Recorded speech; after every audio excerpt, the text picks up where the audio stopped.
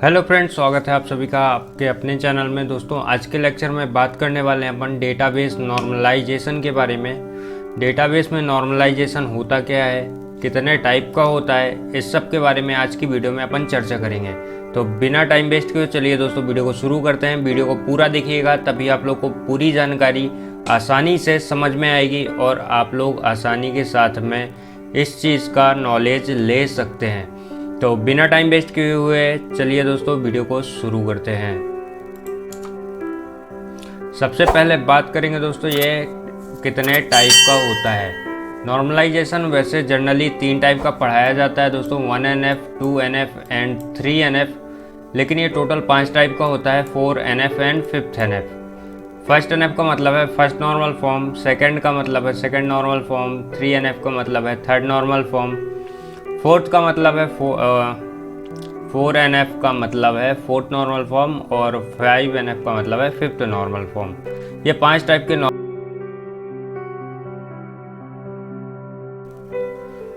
तो सबसे पहले बात करेंगे दोस्तों डेटाबेस नॉर्मलाइजेशन होता क्या है। नॉर्मलाइजेशन होता क्या है दोस्तों डीबीएमएस में। डीबीएमएस में नॉर्मलाइजेशन डेटा को ऑर्गेनाइज करने की प्रोसेस होती है। यह 2 स्टेप में परफॉर्म की जाती है। कहने का मतलब ये है दोस्तों कि नॉर्मलाइजेशन जो है वो डेटा को ऑर्गेनाइज करता है और यह 2 प्रोसेस में की जाती है, 2 स्टेप में प्रोसेस की जाती है। पहले क्या करता है दोस्तों, यह रिलेशन टेबल में से रिडंडेंट डेटा, मतलब वह डेटा जो एक से अधिक बार स्टोर हुआ हो, उसको एलिमिनेट करता है।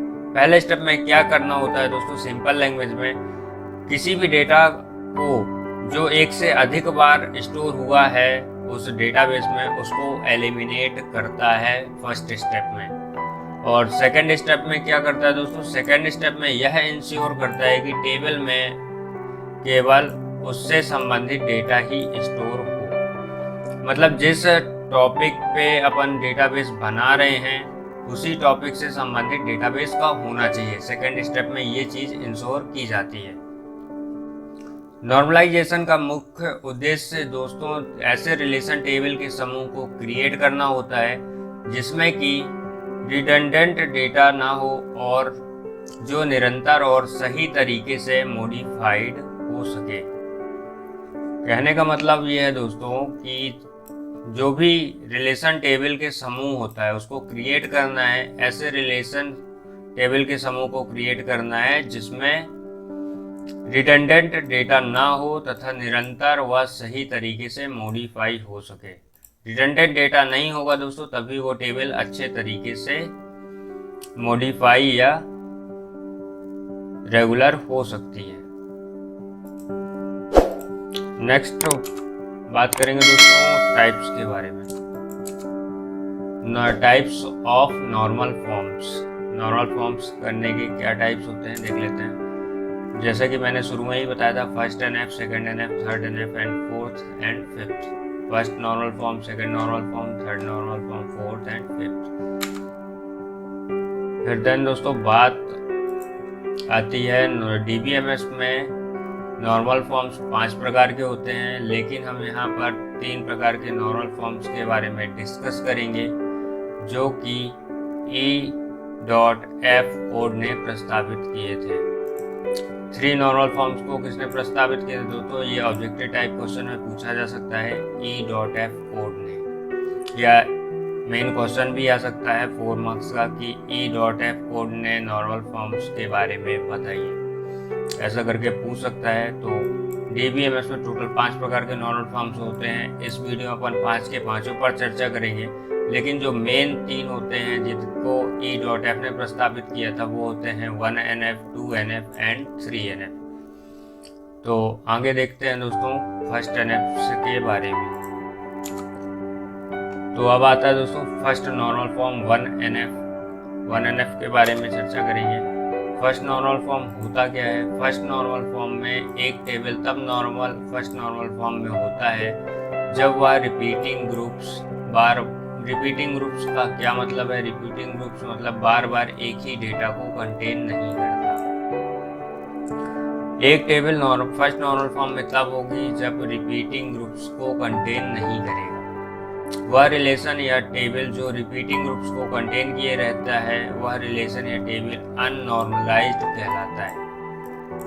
कहने का मतलब ये है दोस्तों कि जो भी टेबल में रिपीटिंग ग्रुप्स रहेंगे वो टेबल अननॉर्मलाइज्ड कहलाएगी। अब बात करते हैं दोस्तों सेकंड नॉर्मल फॉर्म के बारे में। सेकंड नॉर्मल फॉर्म क्या होता है? सेकंड नॉर्मल फॉर्म में दोस्तों एक टेबल या रिलेशन तब सेकंड नॉर्मल फॉर्म में होता है जब वो फर्स्ट नॉर्मल फॉर्म की सभी रिक्वायरमेंट्स को पूरा करता है।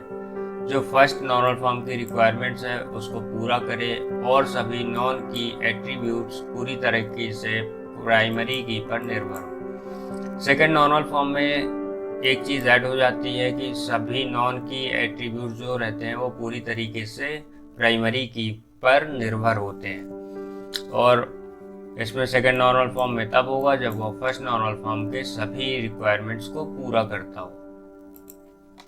अब बात करेंगे दोस्तों थर्ड नॉर्मल फॉर्म की। थर्ड नॉर्मल फॉर्म क्या होता है? थर्ड नॉर्मल फॉर्म कोई भी टेबल या रिलेशन थर्ड नॉर्मल फॉर्म में तब होता है जब वह सेकेंड नॉर्मल फॉर्म की सभी ज़रूरतों को पूरा करता हो तथा उनमें ट्रांजिटिव फंक्शन डिपेंडेंसी नहीं होना चाहिए।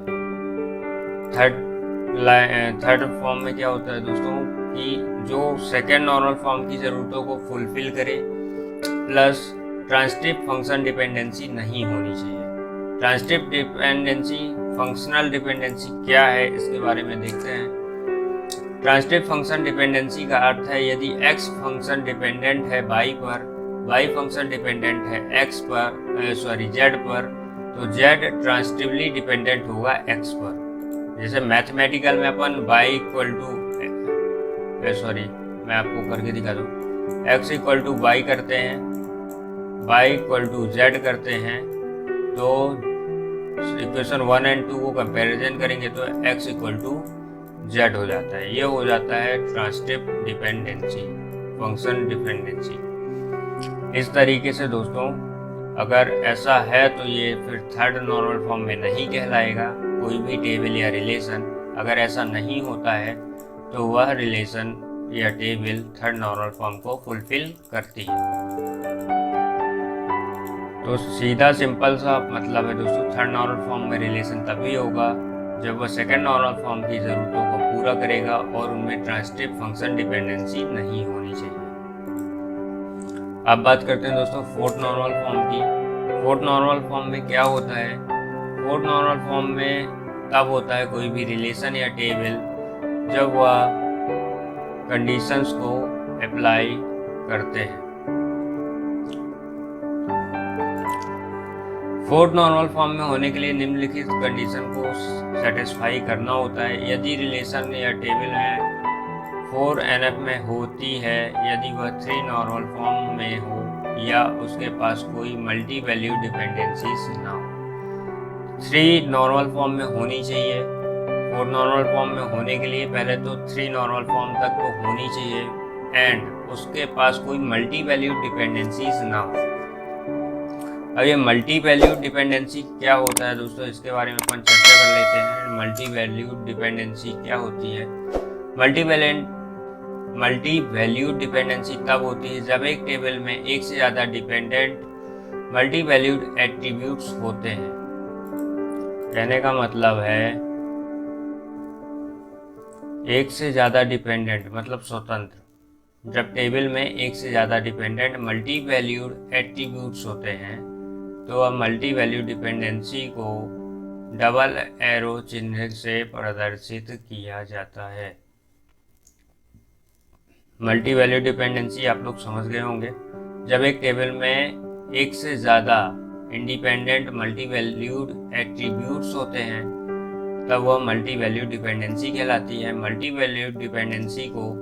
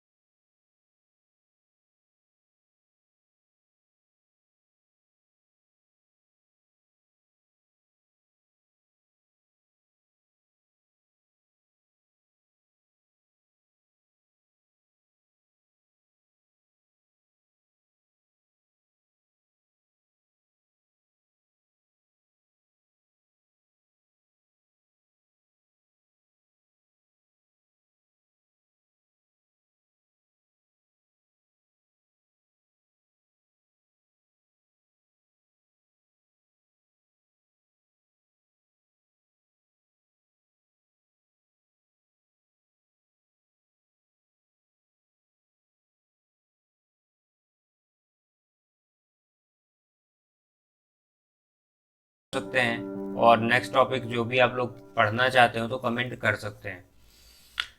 तो आज के लिए इतना ही था दोस्तों। वीडियो अगर अच्छी लगी हो तो वीडियो को लाइक कर देना। चैनल पे नए हैं या पहली बार वीडियो देख रहे हैं तो चैनल को सब्सक्राइब करना, लाइक करना और शेयर करना ज़्यादा से ज़्यादा। तो थैंक यू दोस्तों, आप लोग का वीडियो देखने के लिए बहुत बहुत धन्यवाद रहेगा। वीडियो को लाइक शेयर सब्सक्राइब ज़रूर करना है, ज़्यादा से ज़्यादा भाइयों तक शेयर करना है। आज के लिए इतना ही था, मिलते हैं अगली वीडियो के साथ में। जब तक के लिए बाय बाय, टेक केयर।